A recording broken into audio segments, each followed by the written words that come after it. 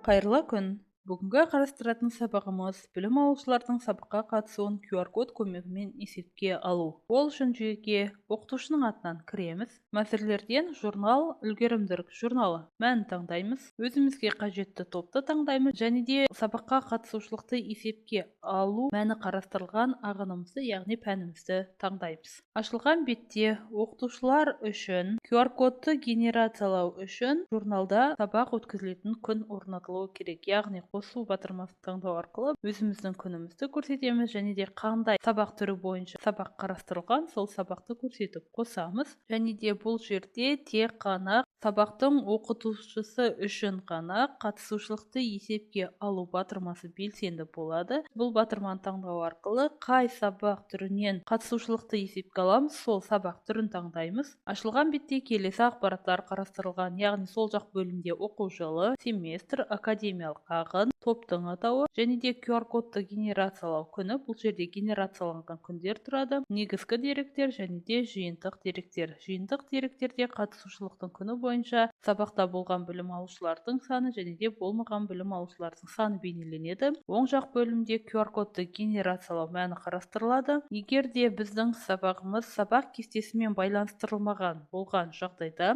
QR-кодты генерациялау бір сабақ түрі үшін бір күнде бір рет жүзеге асырылады. Ал егер де сабақ кестесі орнатылған жағдайда, бұл жерде QR-код тек қана сабақ кестесі бойынша генерациялау қарастырылады. Төменгі бөлімде карта қарастырылған, яғни оқытушы бұл картаны таңдау арқылы нақты аудиториясы қай жерде орналасқан, сол аудиторияны белгілей алады және де ауыстырып сақтай алады. Және де QR-кодты генерациялау үшін QR-кодты генерациялау батырмасын таңдайды және де сұранымға я немесе жоқ деп жауап береді. Яғни я мәнін таңдағаннан кейін білім алушылар Platon Student мобильді қосымшасы арқылы сабаққа қатысқандығын белгілей алады, немесе орнатқан параметрімізге сәйкес қанша пайыз білім алушыға оқытушы өздігінен келді мәнін қоя алады, соны оқытушы қоя алатын болады. Я мәнін таңдау арқылы біз QR-кодты генерациялаймыз және өзгеру жиілігін көруімізге болады, жүктеп алуға болады, немесе қарау батырмасын таңдау арқылы экранға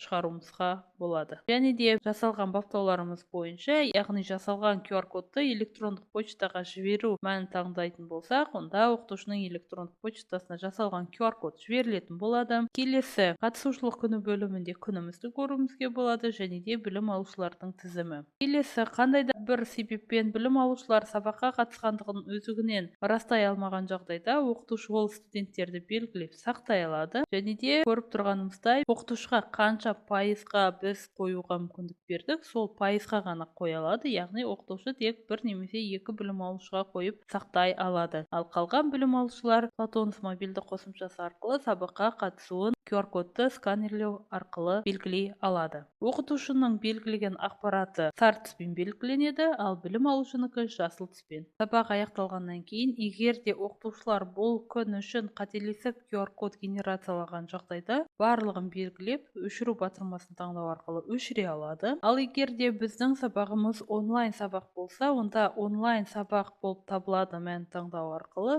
QR-кодты генерациялай аламыз. Бұл жерде де оқытушы білім алушылардың қатысқандығын белгілей алады. Осындай ретпен оқытушы атынан білім алушылардың сабаққа қатысуын есепке алу модулі жұмыс жасайды. Және де сабақ аяқталғаннан кейін жүйелік тапсырмаға сай келмеген білім алушыларға келмеді мәні журналға қойылатын болады, яғни автоматты түрде білім алушылардың журналына келмеді мәні қойылатын болады. Яғни бұл бөлімге сабаққа қатысқанын растамаған білім алушыларға автоматты түрде сабаққа келмеді мәні қойылады. Ал ол келмеді мәнін білім алушылар журнал ашуға рұқсат өтініші арқылы журналға өтінім бере алатын болады. Және де QR-кодты генерациялау күні бөлімінде қандай күндер бойынша QR-код генерацияланды, сол күндер бойынша есептеме көре алатын болады. Осындай ретпен оқытушылар білім алушылардың сабаққа қатысуын QR-код көмегімен белгілей алады. Осымен бүгінгі сабағымыз аяқталды. Сау болыңыздар.